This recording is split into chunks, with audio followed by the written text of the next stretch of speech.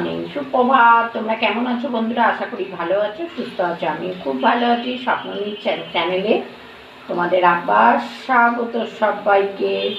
চলো, একটা নতুন দিন, নতুন সকাল। আজকে বৃহস্পতিবার, অনেকগুলো কাজ বাকি আছে, সব করব, তোমাদের শেয়ার করব। চলো দেখতে। জল ফুটছে আর এই কাপে দুধ নিয়ে নিচ্ছি, চাটা সেঁকে নেবো। চা খাচ্ছি এখন।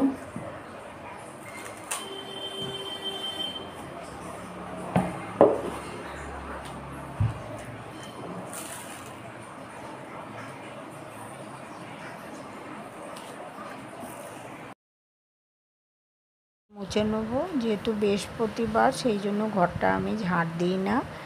কাপড় আর জল দিয়ে মুছে নিই, তার মধ্যে একটু ফিনাইল দিয়ে নিই।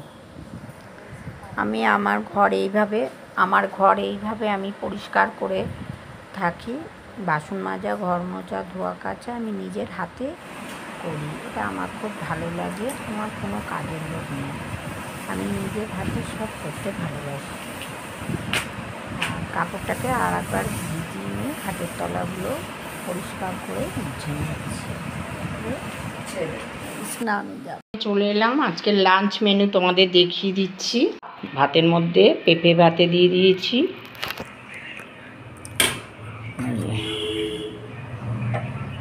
পেঁপের ভাতে, আর এই যে ডিমের ডালনা।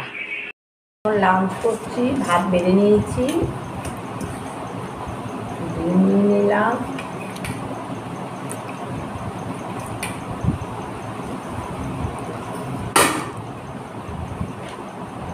তোমরাও সবাই লাঞ্চ করে নাও।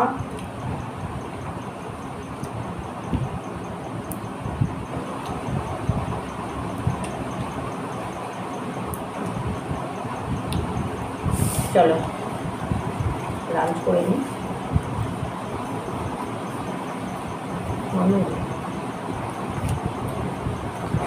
বন্ধ কর। হ্যাঁ, খাও না, না না বেশি বেড়ে যাবে ওটা আরো। ঢ্যাঁড়সগুলোকে ধুয়ে রেখে দিয়েছিলাম, আমি একটু প্যাকেটে ভরে নেব। অল্প কটা ভরবো আর রাত্রিরে ঢ্যাঁড়স ভাজা করবো, তার জন্য অল্প একটু রাখতে হলো। আলু দিয়ে আর ঢ্যাঁড়স দিয়ে না ভাজবো। বাবা, একটা পচে গেছে আবার। কটা টমেটোর প্রচুর দাম, বাটিতে নিয়ে ফ্রিজে রেখে দেবো। আবার ঢ্যাঁড়সটা পরে কাটবো, আগে একটু আটাটা মেখে নিই। রুটি করতে হলে আগে তো আটাটা মেখে নিতে হবে, একটু আটাটা আগে মেখে নিচ্ছি।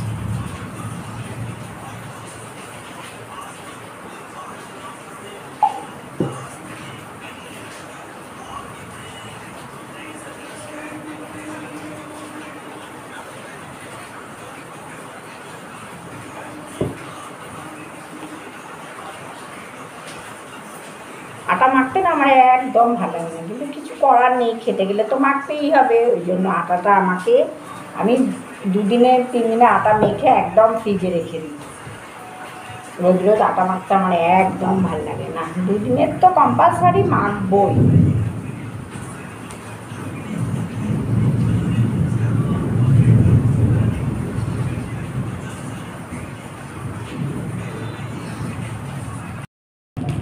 আমি চা চিড়ে ভাজা নিয়ে চলে এসেছি সন্ধ্যেবেলা।